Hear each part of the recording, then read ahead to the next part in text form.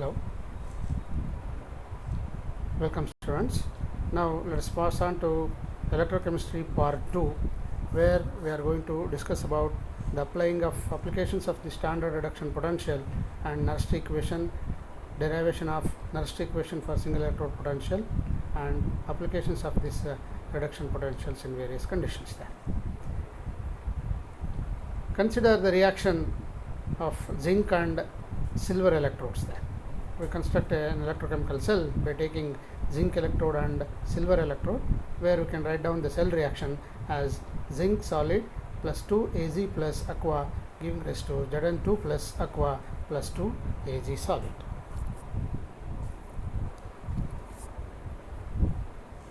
Now, how to calculate the cell potential for this?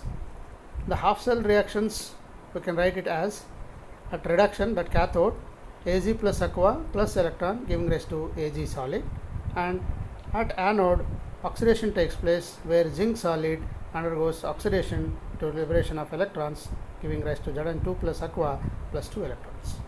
Here in this case, the standard reduction electrode potentials of zinc electrode and silver electrodes have been given. Standard reduction electrode potential of zinc electrode is minus 0.76 volts, whereas standard reduction electrode potential of silver electrode is 0.80 volts.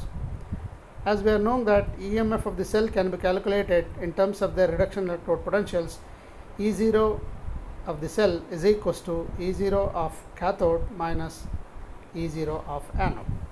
In such cases, E0 of cell here is equals to E0 of silver electrode minus of E0 of zinc electrode, because zinc takes the position of anode and silver takes the position of cathode. That's how calculation part is E0 cell is equals to 0.80 volts minus of minus 0.76 volts, and that becomes 0.80 volts plus 0.76 volts, and that's equals to 1.56 volts. Here we can note that although there are 2 moles of silver reduced for each mole of zinc oxidized, we do not multiply the potential by 2, we take only one part there. Now we shall discuss about the extensive and intensive properties. Extensive properties are those properties which are depending upon amount of the substance, whereas intensive properties which are independent of the amount of substance taken. So free energy is an extensive property, so need to multiply by the number of moles involved. Therefore, change in free energy can be written as minus NF into E, where N is number of electrons exchanged and F is Faraday constant and E is EMF. But to convert to EMF, we need to divide by the number of electrons involved. Therefore, that equation can be modified as E0 is equals to minus delta G0 by NF. Here E, that is potential, is an intensive property. You see that delta G, free energy, is an extensive property, whereas E, potential, is an intensive property. Now we shall see the derivation of the Nernst equation for single electrode potential. For considering that single electrode potential, we can consider a metal ion electrode, where we have taken an example of zinc electrode here, where zinc metal is in equilibrium with zinc ions, and the electrode reaction we are writing in terms of reduction reactions here. That's how Zn2 plus 2 electrons giving rise to Zn. Here number of electrons exchanged are 2 then. So here remember we have written the reduction electrode potential reaction. That's how reduction reaction we have written it here. Applying Nernst equation, the electrode potential of the zinc electrode, now it can be given as E Zn2 plus comma Zn. That's how we write reduction electrode potential form is equals to E0 Zn2 plus Zn minus RT by 2F into ln activity of zinc divided by activity of zinc ions, and that can be simplified as E0 Zn2 plus Zn plus RT by 2F into ln of activity of Zn2 plus by activity of Zn. So that minus sign has been replaced by positive sign because we have replaced the denominator and numerator of the activities. So Zn2 plus now comes to the numerator. That's why that minus sign in equation 1, now it has become plus sign here. where E0 Zn2 plus Zn represents the standard electrode potential of the zinc electrode. So in the symbols you can write it as E Zn2 plus comma Zn and E0 Zn2 plus comma Zn. The ions have been written first because these represent reduction potentials. If you are writing the metal in the first, then that represents the oxidation. Because you have represented ions first here, that's how it is representing reduction potential. So putting activity of zinc is equals to 1 because the activity of a pure solid is always considered as unity, and that equation 1 now it becomes E Zn2 plus Zn is equals to E0 Zn2 plus Zn plus RT by 2F into ln of activity of Zn2 plus. Assuming that the solution is dilute, the activity of Zn2 plus ions may be replaced by molar concentration. That's how we can rewrite that equation as E Zn2 plus Zn is equals to E0 Zn2 plus Zn plus RT by 2F into ln of Zn2 plus.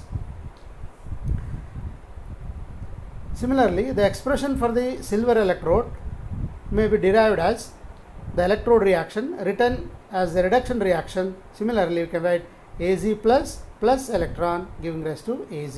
This is a reduction reaction where number of electrons exchanged is only 1 there. That's how applying Nernst equation and simplifying the result obtained. Now we can have that equation as E Az plus Az is equals to E0 Az plus RT by F into ln of Az plus. So here n is equals to 1, that's why we written it as RT by F.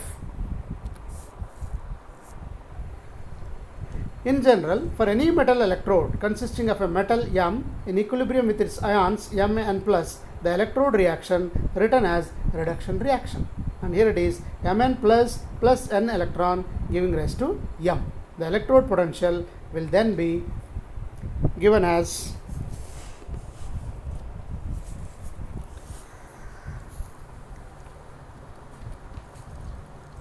stop ಮಾಡಬಹುದಲ್ಲ.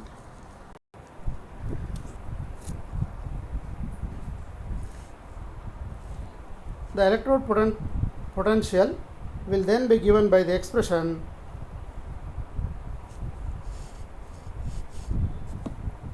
E Mn plus M is equals to E0 Mn plus M plus RT by Nf into ln of Mn plus. Putting R is equals to 8.314 joules, F is 96,500 coulombs, and ln of Mn plus is equals to 2.03 into log of Mn plus.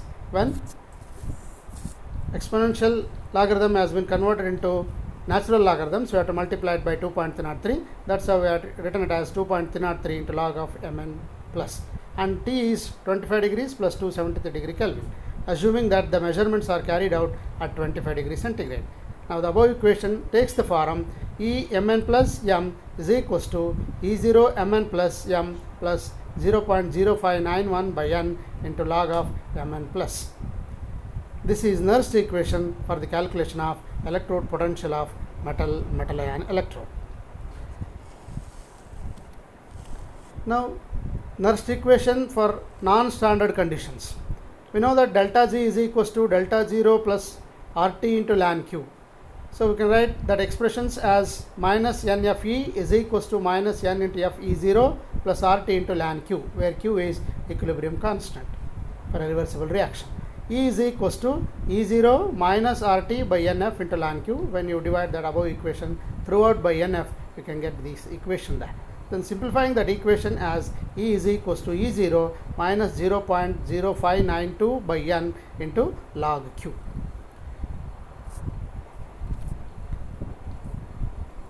Now thermodynamic significance of potentials. We usually operate electrochemical cells at constant pressure and temperature. We can recall where delta G is equals to delta H minus T into delta S, that is change in Gibbs free energy, and delta H is change in enthalpy, and that's equals to delta E plus delta into PV. So delta G Tp is equals to electrical work, and that's equals to minus Q into E, and that's equals to minus NF into E, because Q is equals to N into F. And we can recall that F is Faraday's constant, where its value is 96,485 coulombs. So thermodynamic significance of these potentials. The maximum electrical work done by an electrochemical cell equals the product of the charge flowing and the potential difference across which it flows.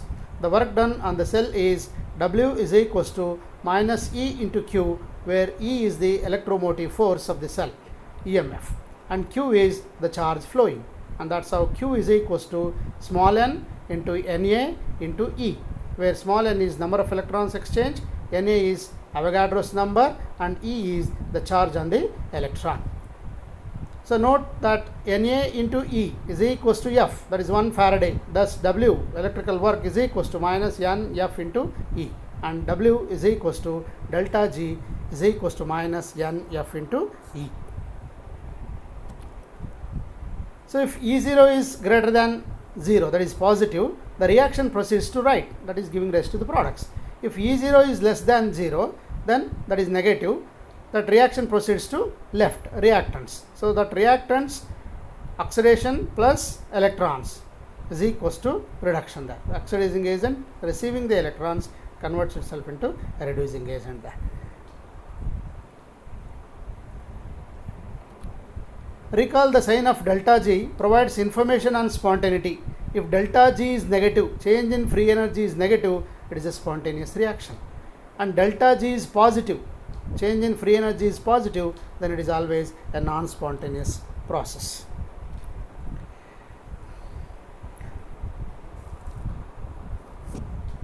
So since delta G is equals to minus N F into E, delta E is positive, that is change in potential is positive, that is spontaneous reaction, and delta E is negative, that is non-spontaneous reaction. Delta E is positive, spontaneous, and delta E is negative, non-spontaneous reaction. That's so for a spontaneity of a process there, whenever the potential has to be positive. If it is a positive potential, we are going to get it there, then the reaction will be always spontaneous. If it is a negative value, then it is a non-spontaneous process.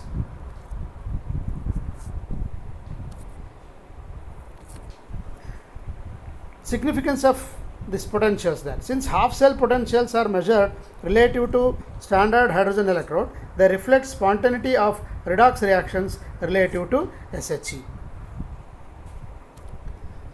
More positive potentials will always lead to more potent oxidants, that is, oxidants want to be reduced.